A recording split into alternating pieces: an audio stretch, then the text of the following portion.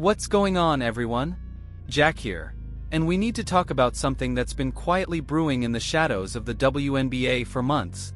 The digital breadcrumbs are everywhere, if you know where to look.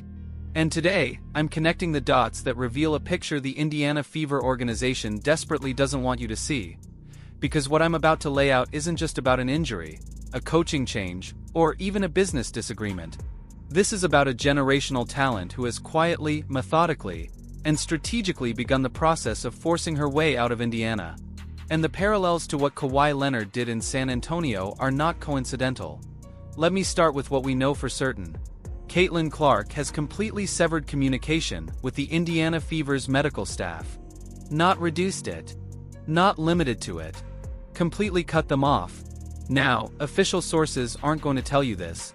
But if you follow the digital breadcrumbs, a very different picture starts to emerge. Multiple sources within the WNBA community are reporting that Clark has essentially told team officials, "I'm getting my own doctors.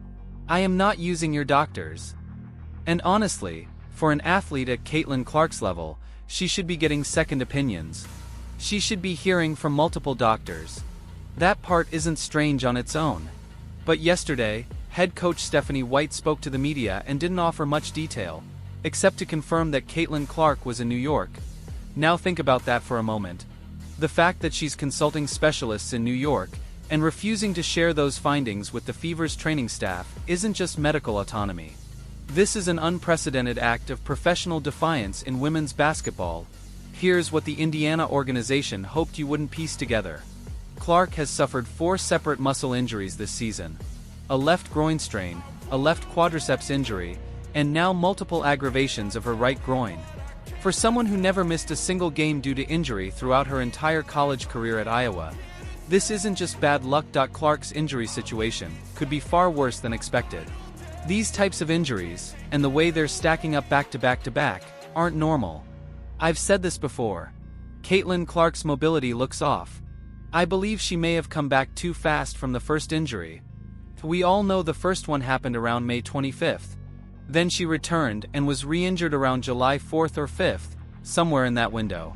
And if you look at the temperature of the online conversation, it suggests something deeper is going on here. Clark was rushed back from her previous groin injury with minimal practice time, only to suffer a re-aggravation within games of her return. Holly Rose stated that before her last return, after the quad injury, Clark had no practice time at all. And if that's actually true, if she wasn't practicing and wasn't going full speed, then why was she returning to the court? That's something I pointed out immediately. Scott Agnes later reported that Caitlin had gone full speed in practice, but it was only one full speed practice before she returned to play. This is where Clark's team made their position crystal clear. They're not playing games anymore. We are going to hold her out until she is fully recovered. We are not rushing her back at all.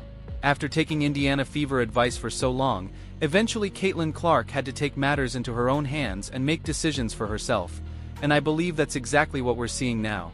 Now let's move into rumor territory. Nothing here is officially confirmed, but the online chatter is far too loud to ignore. What we're witnessing mirrors almost exactly what happened with Kawhi Leonard and the San Antonio Spurs, a superstar completely losing faith in an organization's medical protocols and deciding to take control of their own health. Caitlin Clark is no longer dealing with Stephanie White, the coaches, or the Indiana Fever medical staff. No trainers, no team doctors, none of that. She's seeing her own doctors, her own medical team. And honestly, that's the only good news today. She has completely abandoned the Indiana Fever medical staff. And I'm glad she did. She's pulling a Kawhi Leonard. What Kawhi did with the Spurs was make it clear. "I'll get back to you when I'm ready. I'm using my own medical staff." That's exactly what Clark is doing here. But the story doesn't end there. This medical rebellion is just one piece of a much larger puzzle. The other major factor is a fundamental disagreement over how Caitlin Clark should be used within the team system. The problem with this team is Stephanie White. It's Stephanie White, not Caitlin Clark. A great player doesn't just suddenly become bad. That doesn't happen. This is strategic. People keep saying the team is playing better without Caitlin Clark. No, they're not. Even in losses, Caitlin Clark gives them a better chance to win. Here's what insiders are telling me. Stephanie White wants Clark to play off the ball to fit her system. But when you have a generational talent who broke records as the primary initiator, why would you take the ball out of her hands? Peyton Manning once said, "Tony Dungy, you run the defense. I run the offense." That's exactly what needs to happen in Indianapolis. Caitlin Clark is literally Peyton Manning. She should be calling the plays. She should be running the offense. The comparison is perfect. When you have that level of basketball IQ and court vision, you don't limit it, you unleash it. Former coach Christy Sides understood this. She gave Clark the ball, let her dictate the pace, and watched the magic happen. The results speak for themselves. A playoff berth, sold-out arenas, and WNBA records falling left and right. Now this is where things get really interesting. Remember those viral photos from the tunnel at Barclays Center after the Fever's loss to the Liberty? Clark, her agent Aaron Kane, Liberty head coach Sandy Brondello, and stars Breanna Stewart and Sabrina Ionescu were all engaged in what looked like a private conversation. Official sources won't tell you this, but the digital signals point to something far more significant than a casual post-game chat. When your agent is present in a discussion with another team's coaching staff and star players, that is not random. That is unequivocally a business conversation about your future. The optics were crystal clear to anyone paying attention. While the Fever continue to mismanage their superstar, the Liberty are already laying the groundwork for when Clark inevitably becomes available. There are WNBA teams that have made it very, very clear, quietly but deliberately, that they want Caitlin Clark or will want Caitlin Clark in the future. And one team above all others has made that unmistakable. That team is the New York Liberty.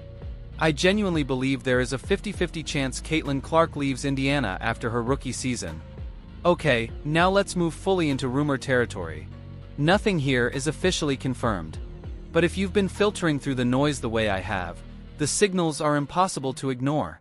This is how it starts in the NFL. This is how it starts in the NBA. When the wheels begin turning, there are always signs, long before a player is traded or publicly signals their next destination. Indiana Fever, you're on notice. You are officially on notice. You better recognize what you have in front of you. You better recognize the asset you're sitting on and do whatever it takes to correct what is happening right now. The patterns here are textbook: medical staff rebellion, philosophical disagreements with coaching, private interactions with other organizations, and, most telling of all, a complete breakdown in communication over the most basic responsibility of any franchise: keeping its star player healthy. But there's another layer to this story that most people aren't talking about. The external pressure that has surrounded Caitlin Clark since the moment she entered the league. This isn't just about her being a great player and drawing criticism. In my opinion, there's more going on. There's enormous pressure to put people in seats, to put eyeballs on the game. That pressure leads to coming back a little too early. Teams play her extremely physically. Some teams cross the line, and the refs look the other way. The pressure to generate revenue, to fill arenas, to drive viewership, it's all been placed squarely on Caitlin Clark's shoulders. And when that pressure results in rushing a player back from injury, that's when trust breaks down completely. Perhaps the most revealing insight into Clark's mindset came directly from her own words during All-Star Weekend. Listen to what she said. "This is the first time I haven't felt like a young body that can just run around and sprint every day and keep doing that." She added, "Being a professional athlete, you really have to take care of both your body and your mind. It's been a journey. This isn't just about physical recovery. This is about a 23-year-old superstar realizing that the organization she trusted to protect her career has failed at the most fundamental level. So what's fact, and what's speculation? Let's break it down. The New York Liberty represent everything the Indiana Fever currently lack: championship-caliber players, competent coaching that maximizes star talent, and an organization that understands how to build around generational athletes. When Clark looks at the Liberty, she sees Breanna Stewart and Sabrina Ionescu, players who are fully utilized at their highest potential. She sees Sandy Brondello, a coach who has proven she can manage superstars.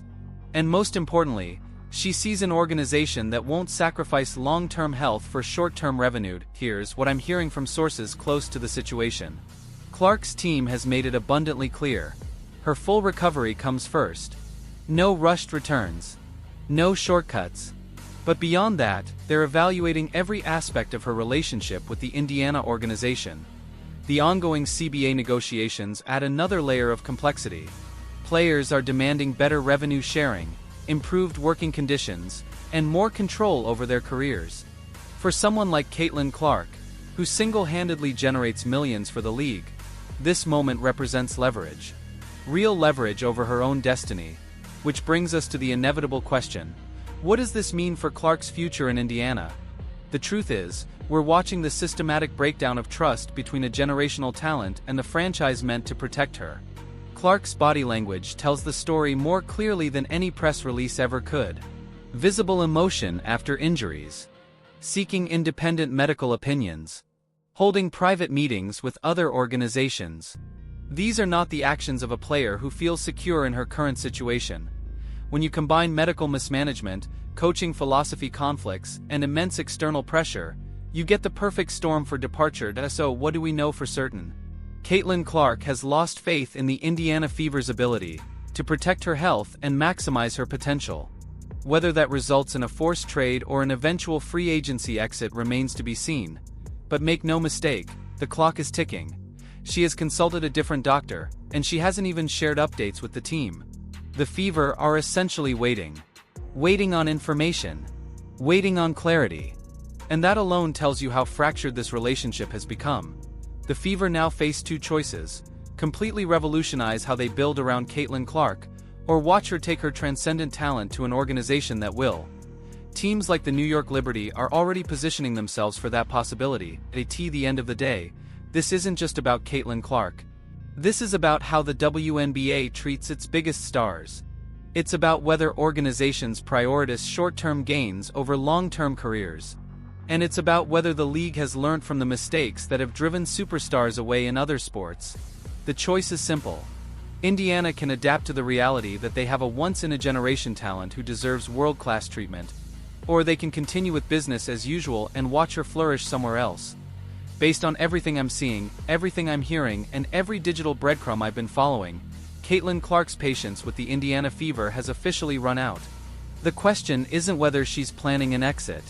The question is when that exit becomes official. If you want to stay ahead of this story as it develops, make sure you're subscribed with notifications turned on. The WNBA landscape is about to shift in ways most people aren't prepared for, and we'll be tracking every move. What do you think? Are we witnessing the beginning of Caitlin Clark's departure from Indiana? Or can the Fever still salvage this relationship? Let me know in the comments, and I'll see you in the next one.